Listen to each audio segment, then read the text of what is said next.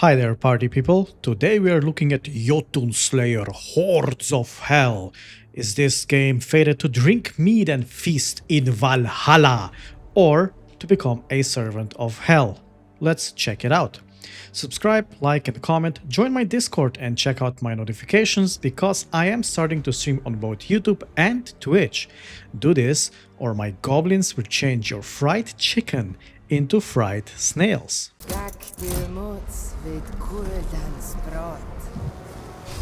Alright, let's see what Jotunnslayer Hordes of Hell offers to you. At first glance, it might seem like yet another vampire survivor style game, and yes, while it is based on it, there's a very cool and metal twist in it being the tale of a warrior fighting the mighty Jotun, servants of goddess Hel, to bring her down and earn Valhalla.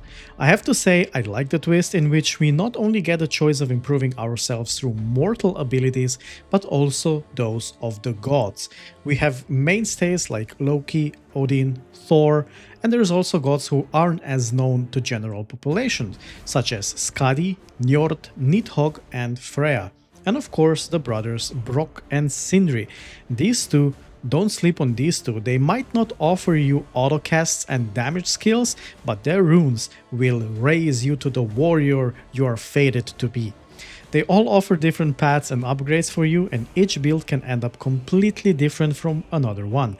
The gods offer their powers as well as passive upgrades such as faster XP gain, damage or health regen, and even a chance at double cast.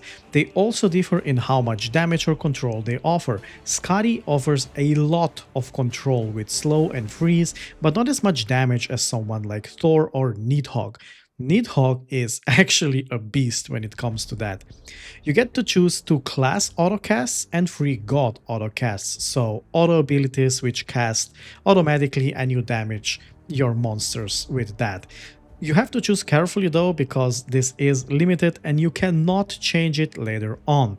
The gods you choose very much determine your run through different places, from Niflheim to Helheim, to defeat the evil Hel.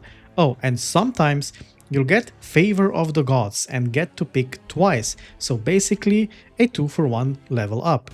Pretty neat, and it helps a lot. When it happens, of course. If it doesn't, well, good luck to you. Your weapon also gets you a nice stat boost depending on what you choose and a weapon skill ability. I have to say, the weapon skill abilities are very underwhelming, at least in 90% of the cases, and while they kinda help, I actually had to use them very rarely. For the most part, they were just there. Even at the end screen when you see your damage and your stats, you can see your weapon skill being at the bottom of the pile. Each place you visit is different from another. Niflheim is a cold and icy place, even though there's archers who shoot flame arrows at you. Okay. Muspelheim is a hot lava world and so on. What you have to do in order to summon the Jotun, which is the final boss of the area, is do objectives. You get a choice at each stage and then rush to finish your objectives. These range from collecting some mushrooms to destroying a Jarl. Sometimes it gets really frantic and you'll be running out of time to do all of the objectives. If this happens, you did complete the run, but not really. If you do run out of time, you survive, but you will not get to Valhalla. You have to complete all of the objectives to summon the Jotun and kill it in order to really finish the area. You can do this with different classes. You start out with either Berserker or Seeress, but you unlock others as you progress. Each stage opens up something else for you to play with. I will say this, range characters are vastly superior to melee, and finishing every area with a melee character is as much fun as having root canals done without any anesthesia. Not only because of hordes of monsters, but also because each boss has this annoying thorns area around them, and if you get too close, you get continuously damaged, which sucks for melee characters because, you know, they have to be close up to damage. What doesn't help is that the bosses and elites have AoE damage skills around them and you have to run away in order to avoid them, so you can imagine it's not exactly fun with a melee character. Ranged are much better, especially something like the Revenant, an archer with an undead wolf who can get insanely strong and make the boss beg for mercy. except the penultimate one, which has kind of a gimmick. But I'll say this, boss fights are very fun, and they are quite spongy, so you won't just one-shot them, and they do differ enough to not make you think you're fighting the same boss each time you manage to get through the area. And while there's not a lot of areas and it might seem like you can breeze through the game in an hour or so, that won't be so. You'll need to unlock both character and global god passive and skill points to make your character stronger, faster, better. Otherwise, you won't make it. And that takes quite some time, so you will have a lot of tries and a lot of grind to unlock everything you want, let alone every single skill point and a passive. I did so and I can tell you it helps a lot. There's also an endless mode, so technically you can go on for as long as you want to. But still, you'll want to unlock the passives, because without it, the only way to heal will be through god powers or food and an occasional health fountain. What I really like about the game is visual clarity. For the most part, you'll actually know where you are and what you're doing. There are some cool visual effects, of course, so it's not like the game is boring to look at, but it's not seizure-inducing whole screen effects making you think you're at a very intense rave party instead of playing a game. It can get crazy, but it never gets too crazy. As for the mobs, they are maybe a little underwhelming here. Every area follows kind of the same blueprint, some melee attackers and ranged annoying one. Elites are pretty rare, mostly because they also drop a rare chest, which is a big power spike if you get what you want. And for the most part, you will. All in all, the gameplay loop is actually pretty fun, and the game is hectic enough to keep you on your toes, but not insanely hard, so you'll never finish it, for example. You can make it harder with runes and hard mode, but even hard mode is not the worst thing ever.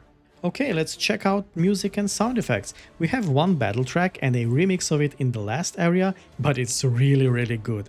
It's a very nice Viking sounding music you'd expect from someone like Vardruna or something similar. It does help with the feel of being a mighty warrior capable of falling the gods themselves and become the legend in your own right.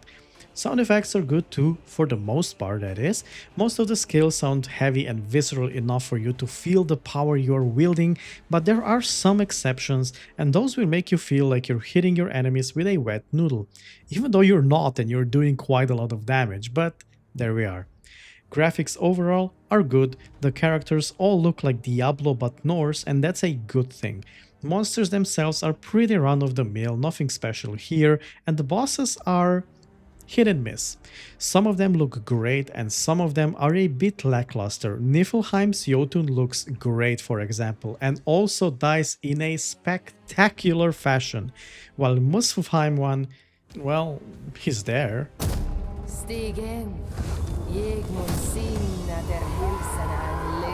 But after all this, is the game worth buying? On one hand, the game is a lot of fun and will offer a lot of hours, especially if you want to unlock every single thing and enjoy endless mode. If you like Vampire Survivor games, this one is really good, and in that case I'd recommend it. However, it does cost $15. Well, $12 now, but that discount runs out in a few days. $15 can be a bit much for this kind of game, especially now that Silksong is going for just $5 more.